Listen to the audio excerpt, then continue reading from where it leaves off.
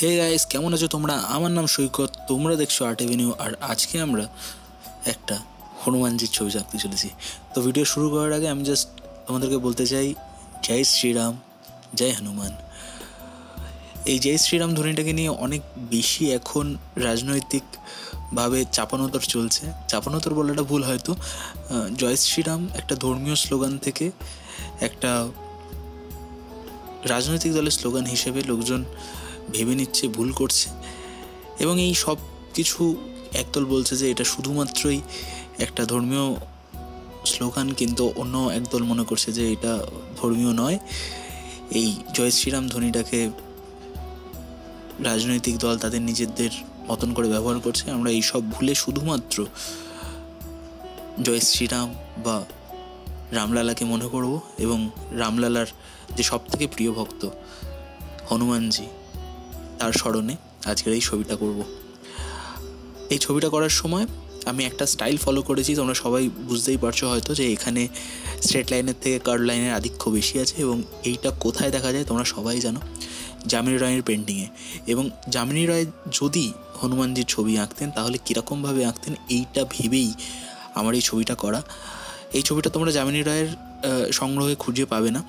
তিনি যেই ছবিগুলো এঁকেছেন সেই সংগ্রহে এই ছবিটা নেই। এই ছবিটা একেবারেই ওনার স্টাইলটাকে অ্যাডাপ্ট করে আমি নিজে তৈরি করেছি।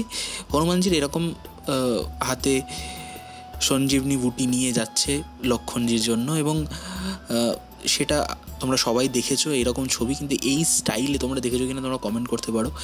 এই স্টাইলটা আমি একেবারেই নিজে তৈরি করলাম, এবং কেমন হয়েছে সেটা তোমরা সবাই জানিও, কমেন্ট করো। তোমরা কমেন্ট করছো না, আমি জানি না। তোমরা সবাই দেখছো ভিডিওটা, হয়তো তোমাদের ভালোও লাগে, কিন্তু তোমরা কমেন্ট করছো না।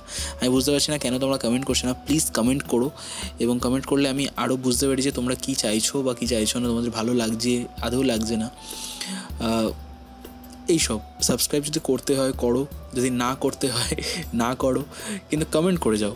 কারণ কি বলো তো, মানে সাবস্ক্রাইবার যদি বাড়ে তাহলে ভালোই লাগে, কিন্তু যদি একেবারে ইন্টারঅ্যাকশন না হয় না। আমি চাই যে যদি 2টো সাবস্ক্রাইবারও হয় তার সাথে যেন আমার একটা পার্সোনাল ইন্টারঅ্যাকশন থাকে, কমেন্টে যেন একটা কথাও আমি তার সাথে বলতে পারি, এবং সে কী চাইছে সেরকমভাবে ডেলিভার করতে পারি। এটাই আমার মেন উদ্দেশ্য। আমার যদি 2টো সাবস্ক্রাইবার কমও হয় তাতেও কোনো চাপ নেই, কিন্তু মানে যেই দুজন বা যেই কজন আমার কাছে আছে সেই কজন যেন একদম একান্তভাবে আমার সাথে থাকে, এটাই আমার এটাই বলার আর কি। এবার বিষয় হচ্ছে যে এই ছবিটা আঁকার সময় এর আগের বার যে ছবিটা তোমরা দেখেছো সেই ছবিটা হয়তো যামিনী রায়ের ওপরই ছিল, এবং সেখানে দেখেছো তোমরা আমি ছবিটাকে করে নেওয়ার পরে, পেন্সিল দিয়ে এঁকে নেওয়ার পরে, মার্কার দিয়ে সেটাকে করে রং করেছিলাম। করতে করতে করতে করতে তারপর একটা ব্যাকগ্রাউন্ড দিয়েছিলাম। তখনই আমি তোমাদেরকে বলেছিলাম যে এটা একটা মানে এরমভাবে কাজ করলে ব্যাকগ্রাউন্ডটা ইভেন হয় না। তো যখন ছবিটা আঁকবে, ছবিটা আঁকার পরে, ডিটেল করার পরে বা মার্কার দিয়ে সেই ডিটেলিংগুলো করে নেওয়ার পরে তোমরা একটা কাজ করো, এইটা করে নিও। এবার তোমাদেরকে বলি যে তোমাদের সামনে যে আমি প্রেজেন্ট করি, আমি তো সব জেনে বসে নেই, আমাকেও শিখতে হয় জিনিসপত্রগুলো, আমাকেও শিখতে শিখতে জিনিসপত্রগুলো এগিয়ে নিয়ে যেতে হয়। তাই কিছু ট্রায়াল, কিছু এরার, এইগুলো চলতেই থাকে, এবং এই সব কিছুর মধ্যে দিয়েই আমিও শিখি, তোমাদেরকেও শেখানোর চেষ্টা করি, বা তোমাদেরকে আমার এক্সপিরিয়েন্স যেইগুলো আমি করতে করতে শিখি সেইগুলো বলে তোমাদের একটুখানি সামান্য ইনফো দেওয়ার চেষ্টা করি। ঠিক সেমনভাবে আজকে দেখো আমি প্রথমে ব্যাকগ্রাউন্ডটা করে নিয়েছিলাম, এবং ব্যাকগ্রাউন্ডটা করার পর তার ওপরে আমি রঙগুলো করছি। এবার বিষয় হচ্ছে যে ওয়াটার কালারের ক্ষেত্রে কিন্তু আমরা ওয়াশের ইউজ করি। তোমরা সবাই জানো যে first wash, second wash, third wash, এই ধরনের কিছু কিছু ওয়াশ হয়। এবার প্রথমেই যদি আমরা একটা ওয়াশ করে দিই, তার উপরে যখন আমরা ডার্ক কালারগুলো দিই বা যে কোনো কালার দিই, সেগুলো কিন্তু সেই কালারের সাথে একটু একটু ওয়াটার কালারে মিশে যায়। এবং এইখানেও সেরকম হয়েছে, আমাকে কালারটা একদম গাঢ় কালার ব্যবহার করতে হয়েছে, নইলেই কালারগুলো হালকা করে দিলে মিশে যাচ্ছে। তো তোমরা এটা খেয়াল রেখো। এই যে প্রথমে ব্যাকগ্রাউন্ড করে নিয়ে তারপরে সামনেটা করা, এটা মূলত অ্যাক্রিলিক কালারের জন্য সবথেকে বেশি প্রেফারেবল। যদি তোমরা অ্যাক্রিলিক কালারে পেন্ট করো তাহলে কিন্তু এর সবথেকে ভালো এই মিডিয়ামটা বেরিয়ে আসবে ব্যাকগ্রাউন্ড করে নেওয়ার পরে। তার বাইরেও কিছু কিছু কথা যেগুলো আমার এখানে বলতে লাগবে ছবিটায়, সেটা হচ্ছে যে দেখো আমি সেই রঙগুলো ইউজ করেছি যেগুলো তথাকথিত ইউজ হয়ে থাকে যামিনী রায়ের পেন্টিংয়ে, এবং সেটা দিয়েই আমার মনে হয় যে যামিনী রায়ের পেন্টিংয়ের যে গুরুত্বগুলো সেগুলো আরও বেশি বেড়ে ওঠে। কারণ সব আর্টিস্টের সব রঙের সব রঙগুলো বা তাদের রং সিলেকশনটা একেবারেই আলাদা আলাদা রকমের হয়। যামিনী রায় সেই সব রঙগুলোই ব্যবহার করতেন যেগুলো একেবারেই ইকো ফ্রেন্ডলি এবং যেগুলো পরিবেশ থেকে পাওয়া যায়। ঠিক সেরকমভাবেই আমি সেই রঙগুলোই ব্যবহার করেছি যেগুলো একেবারে তার পেন্টিংসগুলোতে দেখা যেত। সেই একই রকমের স্টাইল, হাইলাইট, সাদা দিয়ে হাইলাইট করা, ব্ল্যাক দিয়ে হাইলাইট করা, রেড দিয়ে হাইলাইট করা, ঠিক সেইগুলোই ইউজ করেছি। তোমরা দেখতে পাচ্ছ যে কীরকমভাবে রঙটা হয়ে যাওয়ার পর আমি সাদা দিয়ে হাইলাইট করার চেষ্টা করছি প্রত্যেকটা পার্ট একটা একটা করে। এবং এইগুলোই কিন্তু যামিনী রায়ের পেন্টিংকে বা যামিনী রায়ের পেন্টিং স্টাইলটাকে আরও বেশি করে এনহ্যান্স করে। তার প্রত্যেকটা পেন্টিংয়ে এই ধরনের বর্ডার্সগুলো দেখা যায়, যেগুলো মূলত আমরা ওয়াটার কালার করলে বর্ডার কোনোই ব্যবহার করি না।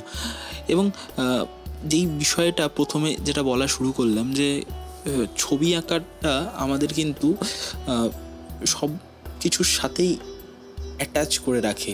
আমরা জয় শ্রীরাম বলে যদি এই ছবিটা আঁকাটা শুরু করি তাহলে নিশ্চয়ই আমরা কোনো রাজনৈতিক দলের ক্যাডার হয়ে যাব না। ঠিক সেরকমভাবেই যারা যারা আমার ছবিটা দেখছো, যেসব ছোটো ছোটো বাচ্চারা ছবিটা দেখছো, বাচ্চাদের উদ্দেশ্যে আমার একটাই বলার যে প্লিজ এইসবে না কান দিয়ে, টেলিভিশনে দেখবে অনেক রকমের এই ধরনের রাজনৈতিক কথাবার্তা বলা হয়, এইগুলোতে কান না দিয়ে সির্ফ নিজের কাজটা করো। তোমার পাশের বাড়ির কেউ হয়তো জয় শ্রীরাম নাও বলতে পারে, তা বলে সে তোমার ভাই নয়, সেটা হতে পারে না। সেটা একটু লক্ষ্য রেখো, কারণ সব কিছু আমরা এই একই রকম লেন্স দিয়ে দেখে দেখে বিষয়গুলো অনেক বেশি আমাদের কাছে আরও অনেক অনেক বেশি কঠিন হয়ে যাচ্ছে। অনেক ছোট ছোট ডিটেলস দিয়ে আমি এই ছবিটা করেছি। ডিটেলসগুলো কিন্তু একেবারেই যখন পেন্সিল দিয়ে করছিলাম তখন করিনি। পেন্সিল দিয়ে জাস্ট একটা আউটলাইন বানিয়ে নিয়েছিলাম এবং তারপর আস্তে আস্তে যখন বিষয়গুলো হচ্ছে তখন যেই ধুতিটা পড়ে আছে হনুমানজি, সেই ধুতিটার ওপরে কীরকম কলকা দিলে দেখতে সুন্দর লাগবে, সেই জিনিসগুলো কিন্তু আলাদা আলাদা করে একটা একটা করে অ্যাড অন করা হয়েছে।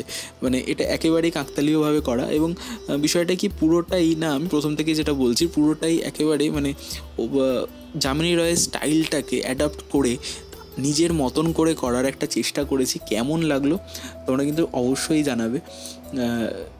এবার বিষয়টা কি হয়, এরকম ছবিগুলো করার ক্ষেত্রে না সবসময় ভয় লাগে যে যদি আমি মিক্স মিডিয়াম করিও তাও দেখতে খারাপ লাগবে না তো।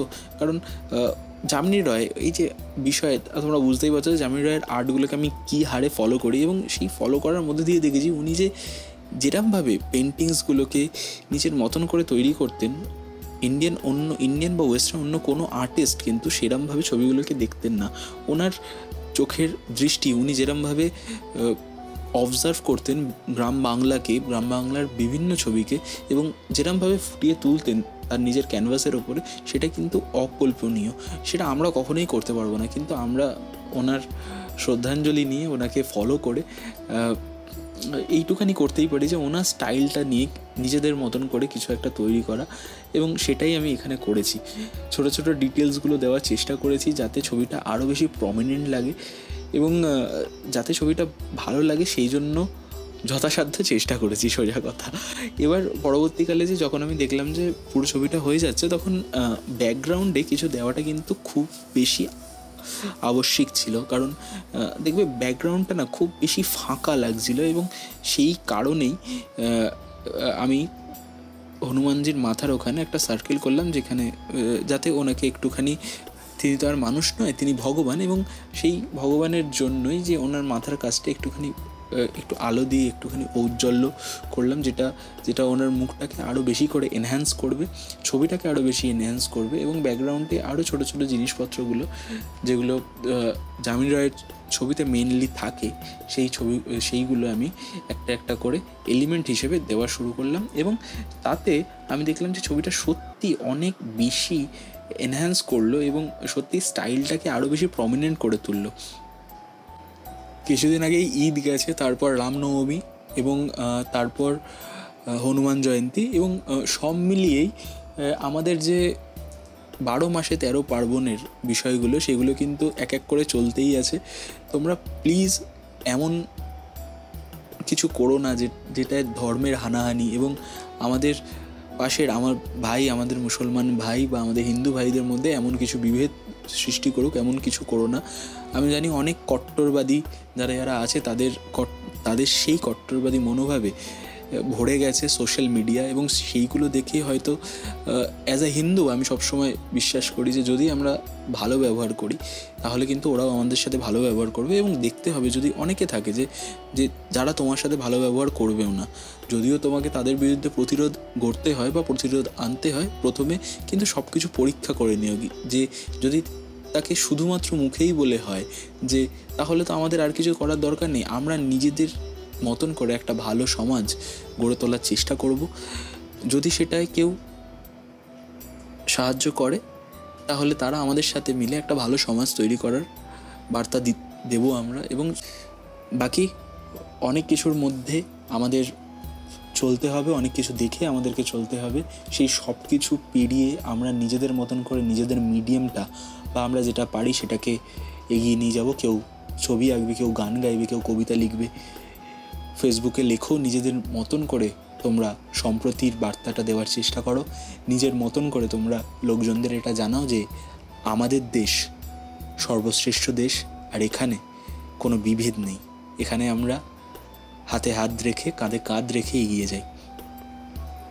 এবং যদি এক দুজন কট্টরবাদী আসে তাদেরকে আমরা উচিত শিক্ষাটাও দিতে পারি যে এটা আমাদের দেশ নয়। এটাই আমাদের তাদের বুঝিয়ে দিতে হবে যে এটা আমাদের দেশ নয়। তা বলে এই নয় যে আমরা হানাহানিতে নেমে যাব, তা বলে এই নয় যে আমরা তাদের সাথে লড়াই করব। আমরা সর্বদা শান্তির প্রতীক এবং শান্তি বজায় রেখে যতটা করা যায় ততটাই করব।